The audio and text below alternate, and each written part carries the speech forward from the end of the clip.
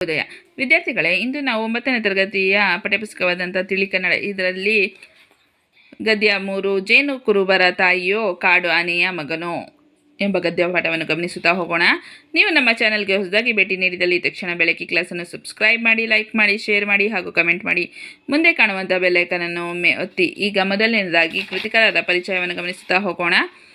ಕೃತಿಕಾರರ ಪರಿಚಯ: ಅಬ್ದುಲ್ ರಶೀದ್ ಅವರು ಕವಿ, ಕಥೆಗಾರ, ಅಂಕಣಗಾರ ಇವರು ಹಾಗೂ ಕಾದಂಬರಿಕಾರರು ಆಗಿದ್ದಾರೆ. ಇವರು 1965ರಲ್ಲಿ ಕೊಡಗಿನ ಸುಂಟಿಕೊಪ್ಪದಲ್ಲಿ ಜನಿಸಿದರು.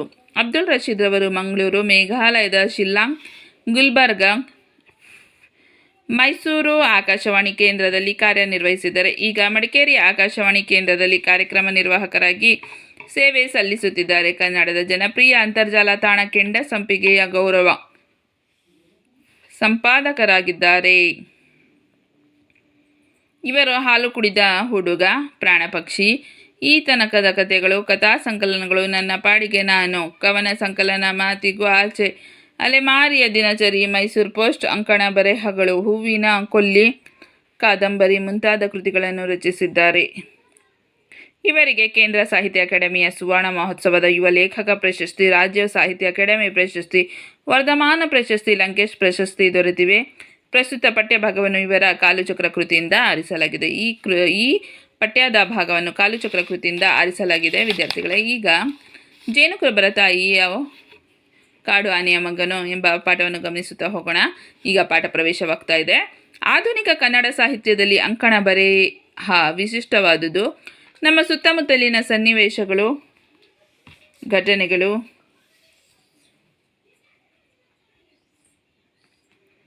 ವೈಚಾರಿಕತೆ, ವ್ಯಕ್ತಿ ಚಿತ್ರ ಇತ್ಯಾದಿ ವಿಷಯಗಳನ್ನು ನೈಜವಾಗಿ ಬಿಡಿಯಾಗಿ ವಿವರಿಸಿದರು. ಇವರು ತಮ್ಮ ಅಂಕಣದಲ್ಲಿ ಆಧುನಿಕ ಕನ್ನಡ ಸಾಹಿತ್ಯ ಅಂಕಣದಲ್ಲಿ ನಮ್ಮ ಸುತ್ತಮುತ್ತಲಿನ ಸನ್ನಿವೇಶಗಳನ್ನು, ಘಟನೆಗಳನ್ನು, ವೈಚಾರಿಕತೆ, ವ್ಯಕ್ತಿ ಚಿತ್ರ ಇತ್ಯಾದಿ ವಿಷಯಗಳನ್ನು ನೈಜವಾಗಿ ಬಿಡಿಯಾಗಿ ವಿವರಿಸಿ ಮೌಲ್ಯಗಳನ್ನು ಜೀವಂತವಾಗಿರಿಸುವುದು ಅಂಕಣ ಬರೆಹದ ಉದ್ದೇಶವಾಗಿರುತ್ತದೆ. ಭಾವುಕ ಜೀವಿಗಳಾದ ಗಿರಿಜನರು ಪ್ರಕೃತಿಯ ಪ್ರಾಣಿ ಪಕ್ಷಿಗಳ ಜೊತೆ ವಿಶಿಷ್ಟ ಸಂಬಂಧವನ್ನು ಬೆಸೆದುಕೊಂಡಿರುತ್ತಾರೆ. ತಮ್ಮ ಮಕ್ಕಳನ್ನು ಲಾಲನೆ ಪಾಲನೆ ಮಾಡಿದರಂತೆಯೇ ಕಾಡು ಪ್ರಾಣಿಗಳನ್ನು ಪೋಷಿಸುತ್ತಾರೆ. ಪ್ರಾಣಿಗಳ ನಲಿವು ಎಂದು ಭಾವಿಸುತ್ತಾರೆ. ತಮ್ಮ ನಲಿವು ಎಂದು ಇವರು ಏನು ಮಾಡ್ಕೊಳ್ತಾರೆ, ಭಾವನೆ ಮಾಡ್ತಾರೆ. ಅಷ್ಟೊಂದು ಪ್ರಾಣಿಗಳನ್ನು ಅವರು ಪ್ರೀತಿ ಮಾಡಿ ಸಾಕಿರ್ತಾರೆ. ಅವುಗಳಿಗೆ ನೋವು ಉಂಟಾದರೆ ತಮಗೆ ನೋವು ಇತ್ತು ಎಂದು ಚಡಪಡಿಸುತ್ತಾರೆ. ನೀವು ಅಷ್ಟೇ ಅಲ್ವಾ ಮಕ್ಕಳ? ಒಂದು ಬೆಕ್ಕನ್ನು ಎಷ್ಟು ಮುದ್ದಾಗಿ ನೀವು ಸಾಕೊಂಡಿರ್ತೀರ ಅಂದರೆ, ನೀವು ಸ್ಕೂಲಿಂದ ಬಂದ ತಕ್ಷಣ ಅದು ನಿಮ್ಮ ಕಾಲ ಹತ್ರ ಓಡೋಡ ಬಂದಿರುತ್ತೆ. ಅದಕ್ಕೆ ಹಾಲು ಹಾಕ್ತೀರಾ, ಸವರ್ತೀರಾ, ಮುದ್ದು ಮಾಡ್ತೀರಾ. ಅದಕ್ಕೇನಾದರೂ ಚೂರು ಪೆಟ್ಟಾದರೆ ನೀವೇ ಹೇಳ್ಕೊಂಡು ಕೂರ್ತೀರಲ್ವ? ಅದೇ ರೀತಿ ಅವರು ಕೂಡ ತಮ್ಮ ಪ್ರಾಣಿ ಪಕ್ಷಿಗಳನ್ನು ತುಂಬ ಆತ್ಮೀಯತೆಯಿಂದ ನೋಡಿಕೊಂಡಿರುತ್ತಾರೆ. ಕಾಡು ಜನರು ಪ್ರಾಣಿಗಳನ್ನು ರಕ್ಷಿಸವೆಂದು ದೇವರಲ್ಲಿ ಪ್ರಾರ್ಥಿಸುತ್ತಾರೆ. ಪ್ರಸ್ತುತ ಪಾಠದಲ್ಲಿ ಜೇನು ಕುರುಬರ ತಾಯಿಯೊಬ್ಬಳು ಅನಾಥವಾಗಿದ್ದ ಆನೆಮರಿಯನ್ನು ತನ್ನ ಮಗನೆಂದು ಭಾವಿಸಿ ಪೋಷಿಸುವ ತಾಯ್ತನವನ್ನು ಕಾಣಬಹುದು. ಒಂದು ಆನೆಮರಿನ ಒಂದು ತಾಯಿ ಯಾವ ರೀತಿ ಸಾಕ್ತಾಳೆ ಎಂಬುದನ್ನು ಗಮನಿಸ್ತಾ ಹೋಗೋಣ. ಮತ್ತೊಮ್ಮೆ ವಿದ್ಯಾರ್ಥಿಗಳೇ, ಬೆಳಕಿ ಕ್ಲಾಸನ್ನು ಸಬ್ಸ್ಕ್ರೈಬ್ ಮಾಡಿ, ಲೈಕ್ ಮಾಡಿ, ಶೇರ್ ಮಾಡಿ ಹಾಗೂ ಕಮೆಂಟ್ ಮಾಡಿ. ಮುಂದೆ ಕಾಣುವಂಥ ಬೆಲ್ ಐಕನನ್ನು ಒಮ್ಮೆ ಒತ್ತಿ. ಈ ತಾಯಿಯ ಹೆಸರು ಗೀತಾ. ಈಕೆ ಜೇನು ಕುರುಬರ ಹೆಂಗಸು. ಕಷ್ಟಗಳನ್ನು ಉಂಡು ಬಹುಶಃ ಈಕೆಯ ಮುಖ ಗಂಡಸಿನಂತೆ ಗಡುಸಾಗಿ ಹೋಗಿದೆ. ಮಗನ ಹೆಸರು ಶಿವ. ತಮಾಷೆ ಎಂದರೆ ಈ ಮಗ ಮನುಷ್ಯ ಪುತ್ರನಲ್ಲ, ಮನುಷ್ಯರ ಗುಂಡೇಟಿನಿಂದ ತೀರಿ ಹೋದ ಹೆಣ್ಣಾನೆಯೊಂದರ ಗಂಡು ಮಗು.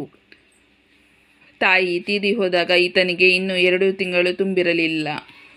ಈಗ ಕಳೆದ 1.5 ತಿಂಗಳಿಂದ ಜೇನು ಕುರುಬರ ಗೀತಾ ಈ ಆನೆ ಮಗನನ್ನು ಸಾಕುತ್ತಿದ್ದಾಳೆ.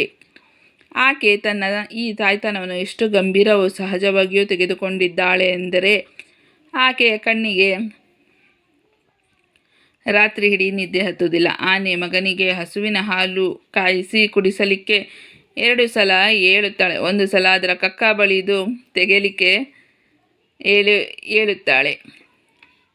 ಹಗಲು ಅಷ್ಟೇ ಕಣ್ಣುರೆಪ್ಪೆ ಮುಚ್ಚದೆ ಶಿವನ ಚಲನವಲನಗಳನ್ನು ಕಾಯುತ್ತಿರುತ್ತಾಳೆ.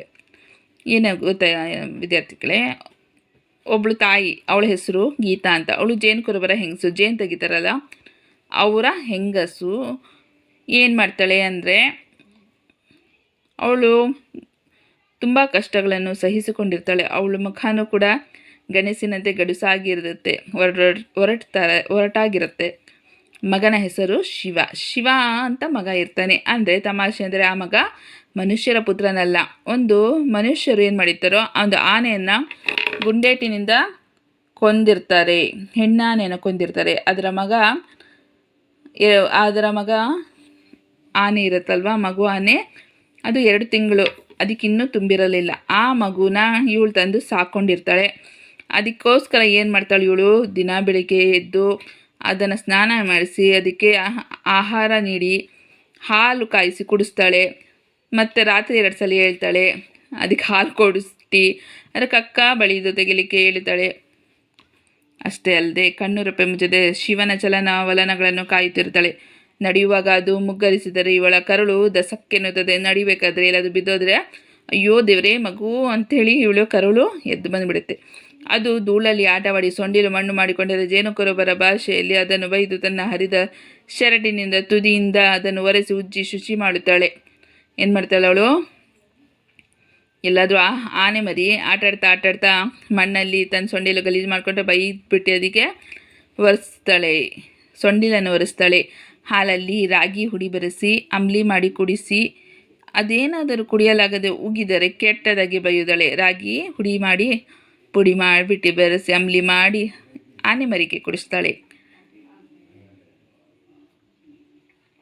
ಕೆಟ್ಟದಾಗಿ ಬೈಯುತ್ತಾಳೆ. ಬೈದಾದ ನಂತರ ಅಯ್ಯೋ ನಿನ್ನ ಬೈದೇನೆ ಕೂಸೆ ರಾಜ ಅಂತ ಮಮ್ಮಲ ಮರುಗುತ್ತಾಳೆ.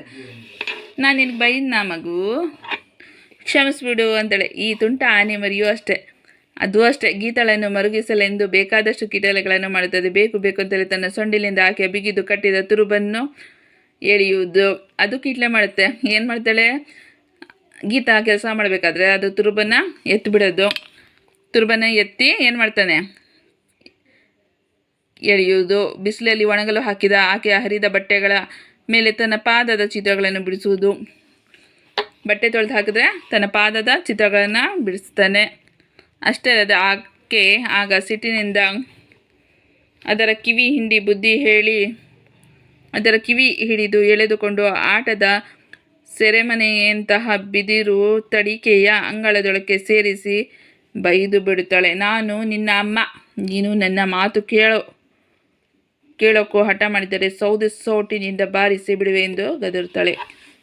ನೀನು ನನ್ನ ಹತ್ರ ಆಟ ಆಡ್ತಿದ್ಯಾ, ನಾನು ನಿನ್ನಮ್ಮ, ಹೆಂಗೆ ಬಾರಿಸ್ತೀನಿ ಗೊತ್ತಾ ಅಂಥೇಳಿ ಬೈತಾಳೆ. ಒಂದು ಮಗು ತಾಯಿ ಹತ್ರ ಕೀಟ್ಲೆ ಮಾಡುತ್ತಲ್ವ, ಅದೇ ರೀತಿ. ಈಗ ಶಿವನೂ ಅಷ್ಟೇ, ತಾನು ಆನೆ ಮರೆ ಎಂಬುದು ಮರೆತು ವಿಧೇಯ ಮಗುವಂತೆ ಆಳಲು ತೊಡಗುತ್ತದೆ. ಆದರೆ ಅದರ ಅಳು ಪುಟ್ಟ ಆನೆಯೆಂದು ಗೀಳಿಡುವಂತೆ ಕೇಳುತ್ತದೆ. 3.5 ತಿಂಗಳ ಆನೆ ಮರಿ ಗೀಳಿಡುವ ಸದ್ದು, ಆ ಸದ್ದು ಮಾತ್ರ ಸಾಕು ನಮಗೆ ಇದೆಲ್ಲ ಸಹಜವಾಗಿಲ್ಲ ಅಂತ ಅನ್ನಿಸಲಿಕ್ಕೆ. ಅದು ಕೂಡ ತಾನು ಏನಾದರೂ ತಪ್ಪು ಮಾಡಿದರೆ ಅಮ್ಮ ನನಗೆ ಕ್ಷಮಿಸ್ಬಿಡು ಅನ್ನಂಗೆ ಅಳತ್ತೆ. ಗೀತಾ ನೋಡು, ಶಿವನ ಕಣ್ಣಲ್ಲಿ ನೀರು ಬರುತ್ತಿದೆ. ಏನಾದರೂ ಗಿಂಕು ತಗುಲಿರಬೇಕು ಅನ್ನುತ್ತೇನೆ. ಸೋಂಕು ಅಲ್ಲ, ಗಿಂಕು ಅಲ್ಲ. ಅಯ್ಯೋ ಯಾಕೋ ಶಿವ ಅಳ್ತಿದನಲ್ಲ, ನೋಡಿ ಏನಾದರೂ ಇನ್ಫೆಕ್ಷನ್ ಆಗಿದೆ ಅಂತ ಹೇಳಿ ತಾಯಿ ಇದು ಮಾಡ್ತಿದ್ದಲ್ಲ, ಸೋಂಕು ಏನಾಗಿದ್ರೆ ಆಗಿದೆಯಾ, ಅದರ ತಾಯಿಯ ನೆನಪು ಆಗಿರಬೇಕು ಸಾಹೇಬ್ರೆ ಆಕೆ ಅನ್ನೋತಾಳೆ. ಆಗ ಅವಳು ಏನಂತಾಳೆ, ಇಲ್ಲ ಅದ್ರ ತಾಯಿಯ ನೆನಪಾಗಿದೆ. ಹಾಗೆ ಅನ್ನುವಾಗ ಆಕೆಯ ಕಣ್ಣಲ್ಲಿ ಒಂದು ನೋವಿನ ಸೆಳಕು ಮಿಂಚಿನಂತೆ ಮೂಡಿ ಮಾಯವಾಗುತ್ತದೆ. ಆಕೆ ವಸಂತ ನೆಲದಲ್ಲಿ ಮಂಡಿಯೂರಿ ಕುಳಿತು ಬಿಡುತ್ತಾಳೆ. ಆಮೇಲೆ ಏನೇನೋ ಕಥೆಗಳನ್ನು ಹೇಳುತ್ತಾಳೆ. ಅದರಲ್ಲಿ ಏನೇನೋ ಕೊಂಚ ನನಗೆ ಅರ್ಥವಾಗುತ್ತದೆ, ಉಳಿದದ ಹಾಗೆ ಗಾಳಿಯಲ್ಲಿ ಹೊರಟು ಹೋಗುತ್ತದೆ. ಮಗುವು ಕತೆ ಹೇಳ್ಕೊಂಡು ಸಮಾಧಾನ ಮಾಡೋಕ್ಕೆ ಪ್ರಯತ್ನ ಪಡ್ತಾಳೆ ಅವಳು. ಗೀತಾ, ನಿನ್ನ ಯಜಮಾನ ಗಂಡಸು ಎಲ್ಲಿ? ನಿಜವಾದ ನಿನ್ನ 2 ಗಂಡು ಮಕ್ಕಳಲ್ಲಿ ಎಂದು ಮಾತು ಬದಲಿಸಲು ನೋಡುತ್ತೇನೆ. ಗೀತಾ, ನಿನ್ನ ಯಜಮಾನ ಗಂಡಸು ಎಲ್ಲಿ? ನಿಜವಾದ ಇನ್ನಿನ್ನ 2 ಗಂಡು ಮಕ್ಕಳಲ್ಲಿ ಇದು ಮಾತು ಬದಲಿಸಲು ನೋಡುತ್ತೇನೆ. ಎಲ್ಲಿ ನಿನ್ನ ಮಕ್ಕಳು? ಗೀತಂಗೆ ಕೇಳಿದಾಗ ಗಂಡ ಸೌದೆ ತರಲು ಕಾಡಿಗೆ ಹೋದ ಅನ್ನೋದಳೆ. ಗಂಡ ಸೌದೆ ತರಲು ಕಾಡಿಗೆ ಹೋಗಿದ್ದಾನೆ. ಗಂಡು ಮಕ್ಕಳು 2 ಸರ್ಕಾರಿ ಹಾಸ್ಟೆಲಲ್ಲಿ ಓದ್ತಿದ್ದಾರೆ. ಮಕ್ಕಳು ಎಲ್ಲಿ ಓದ್ತಿದ್ದಾರೆ? ಹಾಸ್ಟೆಲಲ್ಲಿದ್ದಾರೆ, ಓದ್ತಾ ಇದ್ದಾರೆ. ಈಗ ರಜೆಯಲ್ಲಿ ಹಾಡಿಗೆ ಬಂದಿದ್ದಾರೆ. ಒಬ್ಬ ಕಾಡಿನೊಳಗೆ ಕೆರೆಯಲ್ಲಿ ಮೀಯಲು ಹೋಗಿದ್ದಾನೆ. ಈಗ ರಜೆಗೆ ಬಂದಿದ್ದಾರೆ. ಒಬ್ಬ ಕೆರೆಯಲ್ಲಿ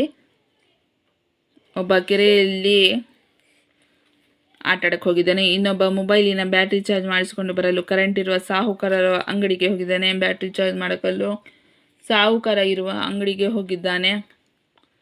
ಇನ್ನೊಬ್ಬ ಒಂದು ಸಲ ಏನು ಮಾಡ್ತಿದ್ದಾನೋ, ಆ ಮಗ ಮೊಬೈಲಲ್ಲಿ ಆಡಿ ಅರ್ಧ ದಿನದಲ್ಲೇ ಮತ್ತೆ ಚಾರ್ಜ್ ಮಾಡಲು ಹೋಗುತ್ತಾನಂತೆ. ಹಾಳಾದ ಮಕ್ಕಳು ಎಂದು ಅವರಿಗೂ ಪ್ರೀತಿಯಲ್ಲಿ ಬೈದಳು. ಚಾರ್ಜ್ ಮಾಡಿ ಹಾಳು ಮಾಡ್ತಿದ್ದಾನೆ, ಮೊಬೈಲನ್ನು ಆಟಾಡಿ ಹಾಳು ಮಾಡ್ತಾನೆ, ಹಾಳಾದ ಮಕ್ಕಳು ಅಂತ ಬೈತಾಳೆ. ಆಕೆಯ ಗಂಡನು ಆನೆಯ ಮಾವುತನೇ. ಇವರಿಬ್ಬರು ಸಾಕುತ್ತಿದ್ದ ಮೊದಲ ಆನೆ ರಾಜೇಂದ್ರ. ಮೈಸೂರು ಅರಮನೆಯಲ್ಲಿ ಒಂದು ಕಾಲದಲ್ಲಿ ಅದು ಪಟ್ಟದಾನೆಯಾಗಿತ್ತು. ಆಕೆ ಗಂಡನು ಮಾವುತ ಆಗಿದ್ದ. ಯಾಕಂದರೆ ಅವನು ಸಾಕಿದ ಮೊದಲನೇ ಆನೆ ರಾಜೇಂದ್ರ.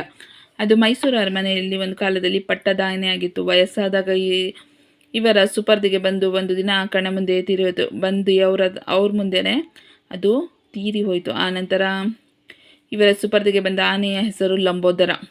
ಲಂಬೋದರ ಅದು ಕಾಡೊಳಗಿದ್ದ ಒಂದು ದೊಡ್ಡ ರೌಳೆ ಆನೆಯಾಗಿತ್ತು. ಅದು ತುಂಟ ಆನೆಯಾಗಿತ್ತು. ಪ್ಲಾಂಟರ್ನೊಬ್ಬ ಅದಕ್ಕೆ ಒಳಗೆ ಹಲವು ಕಾಡು ತೂಸುಗಳನ್ನು ತೂರಿಸಿಬಿಟ್ಟಿದ್ದ. ಆಮೇಲೆ ಅದನ್ನು ಹಿಡಿಸಿದ್ದು ಪಳಗಿಸಿ ಇವರಿಬ್ಬರ ಸುಪರ್ದಿಗೆ ವಹಿಸಿದರು. ಅದನ್ನು ಪಳಗಿಸ್ಬಿಟ್ಟು ನೋಡ್ಕೊ ಅಂತ ಇವ್ರಿಗೆ ಕೊಟ್ಟಿದ್ರು. ಸಾಯುವವರೆಗೆ ಹೊಟ್ಟೆಯೊಳಗಿದ್ದ ಕಾಡು ತೂಸುಗಳಿಂದಾಗಿ ನರಳುತ್ತಾ ಬದುಕಿದ್ದ ಲಂಬೋದರ ಒಂದು ದಿನ ತಾನು ವ್ರಣದಿಂದಾಗಿ ತೀರಿ ಹೋಗಿತ್ತು. ಅದು ಸತ್ತೋಯ್ತು. ಅದು ತೀರಿ ಹೋದಾಗ ಈ ಗೀತಾ ತಲೆಯ ಮೇಲೆ ಮಣ್ಣೆರಚಿ ಹುಚ್ಚಿ ಅಂತ ಹೇಳುತ್ತಿದ್ದಳು. ದೇವರೇ, ಈ ಕೆಟ್ಟ ಮನುಷ್ಯರಿಂದ ಆನೆಗಳನ್ನು ಕಾಡು ಕುರುಬರನ್ನು ಕಾಪಾಡು ಎಂದು ಅಲ್ಲಿ ನೆರೆದವರಿಗೆಲ್ಲ ಹಿಡಿ ಶಾಪ ಹಾಕಿದಳು. ತನ್ನ ಮಕ್ಕಳಂತೆ ಸಾಕ್ತಾ ಇದ್ದ ಗೀತಾ ಆನೆ ಸತ್ತಾಗ ಕಣ್ಣೀರಿಟ್ಟಿದ್ಲು. ನೀವು ಚೆನ್ನಾಗಿ ನೋಡಿಕೊಂಡಿಲ್ಲ, ಅದಕ್ಕಾಗಿ ಲಂಬೋದರ ಸತ್ತು ಹೋದ ಅಂತ ಯಾರೋ ಬೈದಿದ್ದ. ನೀನು ಚೆನ್ನಾಗಿ ನೋಡ್ಕೊಂಡಿಲ್ಲ, ಅದಕ್ಕೆ ಲಂಬೋದರ ಸತ್ತು ಹೋದ ಅಂಥೇಳಿ ಬೈದ್ರಂತೆ. ಅದಕ್ಕಾಗಿ ಅವಳಿಗೆ ಅವತ್ತು ದುಃಖ ಇನ್ನೂ ಉಮ್ಮಳಿಸಿತು. ಜನ ಮಾತಾಡೋದು ಸಹಜ. ಮೊನ್ನೆ ಇದನ್ನೆಲ್ಲ ಹೇಳುವಾಗ ಅವಳಿಗೆ ಇನ್ನೊಮ್ಮೆ ದುಃಖ ಉಮ್ಮಳಿಸು. ಇದನ್ನು ಹೇಳ್ತಾ ಮತ್ತೆ ಕಣ್ಣಲ್ಲಿ ನೀರಂಚು ಬಂತು. ಎಲ್ಲರಿಗೂ ಇನ್ನೊಮ್ಮೆ ಶಾಪ ಹಾಕಿದಳು. ತನ್ನ ತುರುಬನ್ನು ಎಳೆಯಲು ಬಂದ ಶಿವನ ಸೊಂಡಲಿಗೆ ಮುತ್ತಿಡಿದಳು. ಮತ್ತು ಶಿವ ಏನು ಮಾಡ್ದ? ತುರುಬನ್ನು ಎಳೆಯಕ್ಕೆ ಬಂದಾಗ ಅವನಿಗೆ ಮುತ್ತಿಟ್ಟಳು. ಎನ್ನ ಜೀವ ಹೋದರೂ ಸರಿಯೇ, ಈ ಶಿವನನ್ನು ಬೆಳೆಸಿ ದೊಡ್ಡ ಪಟ್ಟದಾನೆ ಮಾಡಿಯೇ ತಾನು ಜೀವ ಬಿಡುವುದು ಎಂದು ಕಣ್ಣೀರು ಹಾಕಿ ಪ್ರೀತಿಯಿಂದ ನಕ್ಕಳು. ತನ್ನ ಜೀವ ಹೋದರೂ ಕೂಡ ಅವರನ್ನು ಪಟ್ಟದಾನೆ ಮಾಡಿ ಜೀವ ತೀರಿಸ್ಕೊಳ್ತೀನಿ ಅಂತ ಹೇಳ್ತಾಳೆ. ಆಮೇಲೆ ನನಗೊಂದು ಗುಟ್ಟು ಹೇಳಿದಳು. ಅದು ಈ ಶಿವನಿಗಾಗಿ ಅವಳು ಜೇನುಕುರುಬರ ದೇವರು ಅಮ್ಮಳಮ್ಮನ ಬಳಿ ಹರಕೆ ಹಾಕಿಕೊಂಡಿರುವ ಗುಟ್ಟು. ಆಮೇಲೆ ನನಗೊಂದು ಗುಟ್ಟು ಹೇಳಿದಳು. ಅದು ಶಿವನಿಗಾಗಿ ಅವಳು ಜೇನುಕುರುಬರ ಅಮ್ಮಳಮ್ಮನ ಬಳಿ ಹರಕೆ ಕಟ್ಕೊಳ್ತಾಳು. ಅವಳು ದೇವರಲ್ಲಿ ಇಲ್ಲೇ ಕಾವೇರಿ ನದಿಯ ತೀರದಲ್ಲಿ ಕಾಡಿನೊಳಗಡೆ ಅಮ್ಮಳಮ್ಮ ದೇವತೆ ಇರುವಳು. ಕಾಡಿನಲ್ಲಿ ಒಂದು ದೇವತೆ ಇದ್ದಾಳೆ, ಅವಳ ಹೆಸರು ಅಮ್ಮಳಮ್ಮ. ಒಳ್ಳೆಯವರಿಗೆ ಒಳ್ಳೆಯ ದೇವರು, ಕೆಟ್ಟವರಿಗೆ ತೀರಾ ಕೆಟ್ಟವಳು. ಒಳ್ಳೆಯವರಿಗೆ ಒಳ್ಳೆಯವರು, ಕೆಟ್ಟವರಿಗೆ ಕೆಟ್ಟವಳು. ಅವಳ ಬಳಿ ಇವಳು ಒಬ್ಬಳೇ ಹೋಗಿ ಆ ಆನೆ ಮಗನನ್ನು ಬದುಕಿಸಿ ದೊಡ್ಡವನನ್ನಾಗಿ ಮಾಡಲು ಬಿಡು, ದೊಡ್ಡದೊಂದು ಹರಕೆ ತೀರಿಸುವೆ, ಅದು ಚೆನ್ನಾಗಿ ಬೆಳೀಲಿ ಅಂಥೇಳಿ ದೊಡ್ಡದಾಗಿ ಹರಕೆ ತೀರಿಸ್ತೀನಿ ಅಂತ ಹೇಳ್ತಾಳೆ. ಆ ದೊಡ್ಡ ಹರಕೆ ಏನೆಂದು ಯಾರಿಗೂ ಹೇಳದೆ ತನ್ನೊಳಗೆ ಬಚ್ಚಿಟ್ಟುಕೊಂಡಿರುವಳು. ಆ ಹರಕೆ ಏನಂತ ಹೇಳಿರಲ್ಲ. ಹೇಳಬೇಡ, ಪರವಾಗಿಲ್ಲ, ಶಿವ ಬದುಕಿ ದೊಡ್ಡವನಾದರೆ ಹರಕೆ ತೀರಿಸುವಾಗ ನಾನು ಬರುವೆ ಎಂದು ಹೇಳಿ ಬಂದಿರುವೆ. ಅದು ಶಿವ ದೊಡ್ಡನಾದಮೇಲೆ ಆ ಹರಕೆಯೇ ತೀರಿಸಬೇಕಾದ್ರೆ ನಾನು ಬರ್ತೀನಿ ಅಂತ ಹೇಳ್ತಾರೆ. ಬರುವ ಮೊದಲು ಇನ್ನೊಂದು ಗುಟ್ಟನ್ನು ಹೇಳಿದಳು. ಅದು ಏನೆಂದರೆ, ಅವಳು ಈ ಆನೆ ಮಗನು ಇಬ್ಬರೇ ಇರುವಾಗ ಅವನನ್ನು ಕರೆಯುವ ಹೆಸರು ಶಿವ ಅಲ್ಲವಂತೆ. ಈಗ ಮಕ್ಕಳು ತಾಯಿಗೆ ಮುದ್ದು. ತಾಯಿ ಮಗುವನ್ನು ಒಂದು ಹೆಸರಲ್ಲಿ ಇಟ್ಟಿರ್ತಾಳೆ, ಕರಿಬೇಕಾದ್ರೆ ನಾನಾ ಹೆಸರಲ್ಲಿ ಕರೀತಾಳೆ.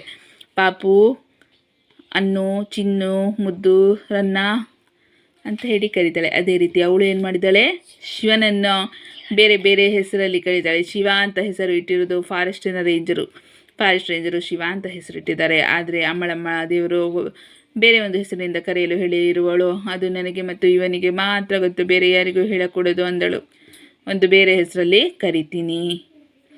ಆಯಿತು ತಾಯಿ, ಯಾರಿಗೂ ಗೊತ್ತಾಗಬಾರದು. ನಿನ್ನ ಆನೆ ಮಗ ಬದುಕಿ ದೊಡ್ಡ ಪಟ್ಟದಾನೆ ಆದರೆ ಸಾಕು ಎಂದು ಹೇಳಿ ಬಂದಿರುವೆ. ನಿನ್ನ ಆನೆ ಮಗ ಚೆನ್ನಾಗಿ ಬೆಳೆದು ದೊಡ್ಡದಾಗಿ ಪಟ್ಟದಾನೆ ಆಗಲಿ ಅಂತ ಆಶೀರ್ವಾದ ಮಾಡುವೆ ಅಂತ ಹೇಳಿ ಬರ್ತಾನೆ. ವಿದ್ಯಾರ್ಥಿಗಳೇ, ನಮ್ಮ ಚಾನಲ್ ಬೆಳಕಿ ಕ್ಲಾಸನ್ನು ಒಮ್ಮೆ ಸಬ್ಸ್ಕ್ರೈಬ್ ಮಾಡಿ, ಲೈಕ್ ಮಾಡಿ, ಶೇರ್ ಮಾಡಿ, ಕಮೆಂಟ್ ಮಾಡಿ. ಧನ್ಯವಾದಗಳು.